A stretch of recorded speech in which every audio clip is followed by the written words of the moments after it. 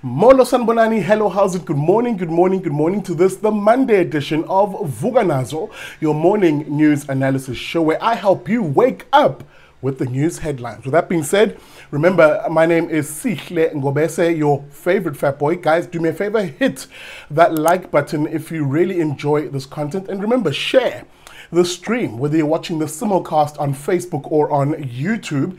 And if it is YouTube in particular, then do me an even bigger favor, subscribe to the channel. Help me reach my goal of 50,000 subscribers by the end of the year. Now, with that being said, you can also support the work that we do here on Vuka Nazo by contributing financially to the show. Anything between 50 to 100 Rand a month. 75 Rand is about the average that we do. And you can find a payment method that suits you on our website at bigdaddyliberty.com. Now, with that being said, and with that jibber jabber out the way, let's get straight into the news.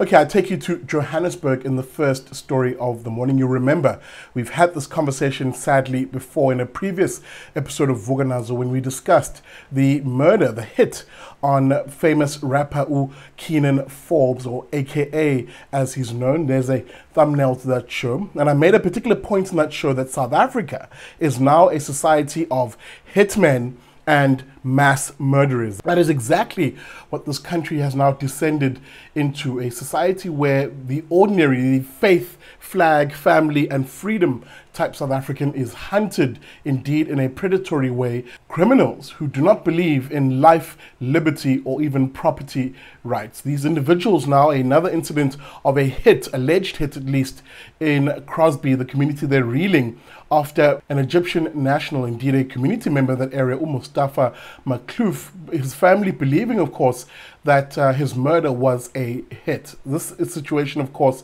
stems from him being shot whilst he was reversing his vehicle out of his yard. I'm not going to show the graphic part of this particular incident, but this is effectively what happened.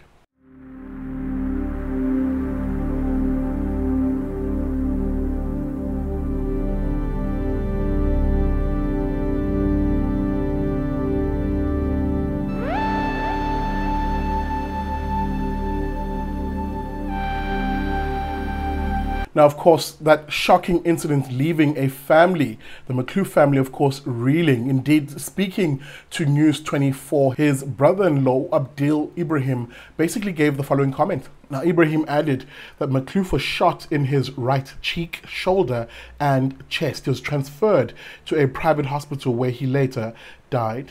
He's quoted as having said, "The killer and the people who hired him must be arrested. He didn't rob or hijack him. It was a hit. It was not a hijacking or robbery. The shooter focused on killing him. We plead with the police to act on this case." End of quote. And it's that last line which unfortunately breaks my heart, because we live in a country where the police simply, if you look at the stats, are struggling to put behind murderers and indeed these violent criminals. The recent release of the crime stats speak to that particular point, where the success rate of police in putting away murderers is in the low single-digit percentile area. So it doesn't bode particular confidence that in a country where, again, as I said, according to the latest stats, 3 people are murdered every hour, and indeed over 70 South Africans are murdered per day.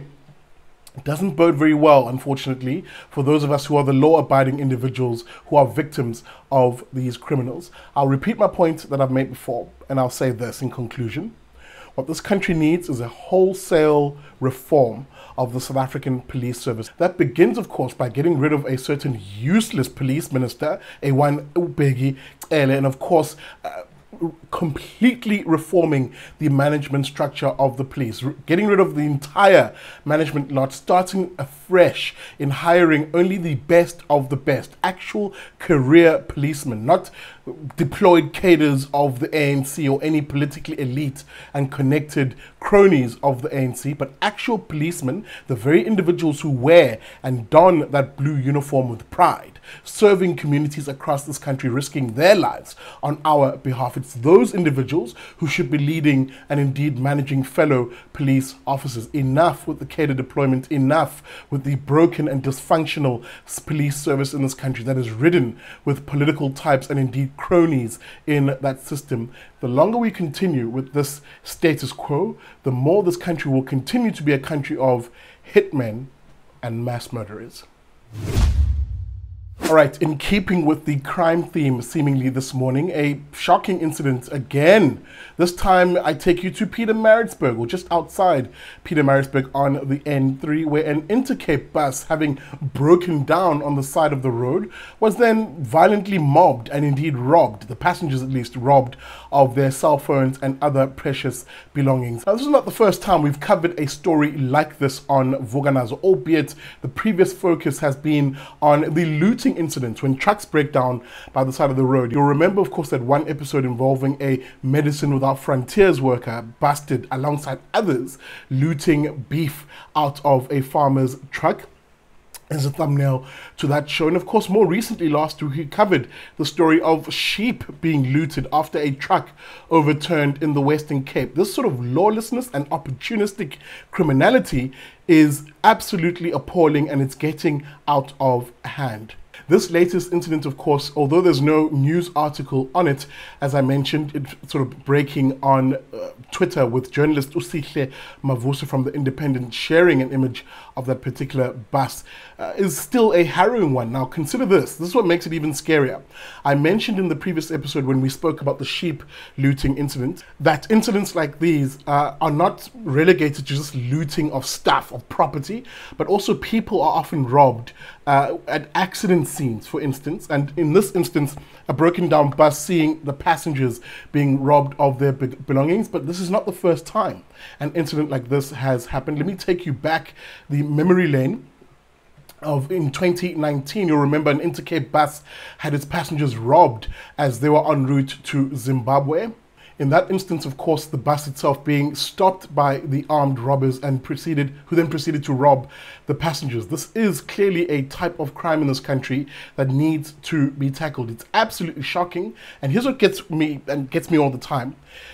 There are people in this country, especially people who are on the left and the political types in particular, who justify this kind of behavior. In fact, if you remember back to that incident of the beef being looted out of the truck, one certain Andile Mutama, the absolute douchebag leader of the Black Land First Party, condoned this behavior. In fact, encouraged it, saying this is, of course, how black people should act as they reclaim their cows and their land, etc., etc. It begs the question, and as I wait to see whether any of the Black Land First types or the EFF types or any of this country's race-based leftists will come out and support and clap for this incident of an Intercape bus being robbed and looted. Is this another situation of people reclaiming what is theirs? Criminality in this country should not be defended. We should be a society that insists on the rule of law and insists on the state playing its role of indeed enforcing the damn law. That, of course, begins, as I mentioned in the previous sector, with a focus on the South African Police Service, a complete reform of that institution so that it actually responds to crime. All right, in my last story for this morning, I take you to the Western Cape, indeed Cape Town, where there's a showdown in the High Court, the Western Cape High Court, where the Western Cape Education Department, that's of course led by MEC David Mania, basically taking CODETA, that's the local taxi association, to court. You'll remember, of course, last week we spoke about how the Cape taxi associations were engaged in a campaign of violence, extortion, and indeed disruption of scholar transport, indeed threatening those businesses that had been contracted by the education department to transport learners to and from school, and indeed also threatening parents, ordinary citizens and parents who are transporting their kids to school, seeing as many as nearly 6,000 children not attending school for at times a whole week. That impasse, we thought, had ended after a meeting was held between the various departments of the Western Cape government and the taxi associations, led of course by their national association, SANTACO. That's what we thought, and this all was over. Well, it turns out it wasn't, where the taxi associations going back on their promise to not intimidate anymore, and indeed doing exactly that, preventing the scholar transport from transporting what is said to be 1,800 learners this past week from attending school. That's the basis now for the Education Department taking CODETA to the Western Cape High Court to compel them to not break the law. Let me take a moment and pause here. The sheer state of lawlessness in this country has gotten to a point where we need to take criminals to court to tell them to stop breaking the law. Huh? Is that how far the breakdown in law and order has gone in this country? So that actually I fully support the actions of the Western Cape MEC for Education, David Mania, but I'm baffled by the absolute clown world nature of the story. Nonetheless, let me read, of course, a EWN piece which quoted exactly how this was going to play out in court last week, saying the following. Now, the Western Cape Education Department is accusing CODETA of reneging on its promise not to intimidate, threaten or prevent learners from being transported in Khayelitsha and Mfuleni. Let me just pause here for a moment. Notice how these taxi organizations target mostly poor and mostly black school children, the very people who make up the bulk of their customers. They have a complete disdain, a complete disrespect for black individuals and poor folk in particular, but their hatred for these individuals stops just short of the exploitation of them. So give me your money is what they say, but also endure our threats, our violence, our intimidation. It's absolutely appalling and it must be condemned. Nonetheless, the piece continues and reads and says, now last Friday, CODETA undertook to suspend their blockade pending the outcome of the court case. However, but Provincial Education MEC David Mania said their contracted drivers were still being harassed that past week, resulting in 1,800 pupils missing school last week, Monday. End of quote.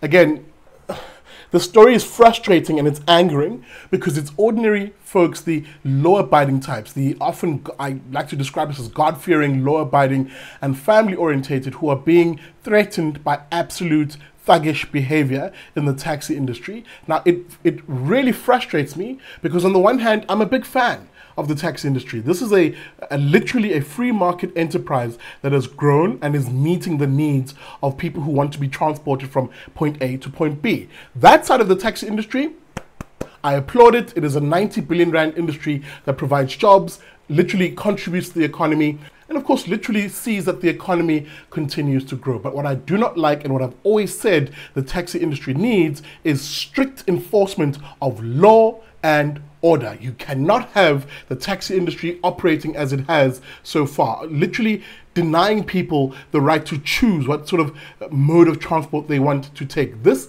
situation and this intimidation isn't relegated to just the Western Cape. It is happening. There are reports of it in Gauteng and indeed in KZN.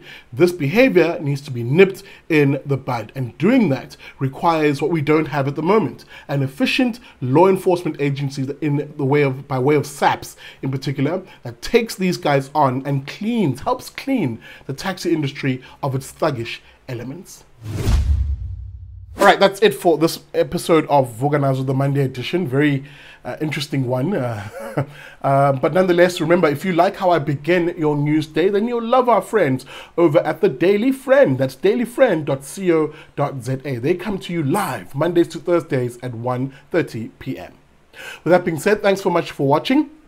Hit that like button and the share button in particular on your way out. And of course, find us on our website at bigdaddyliberty.com. Until tomorrow morning, I'll see you bright and early on Vuka Nazo.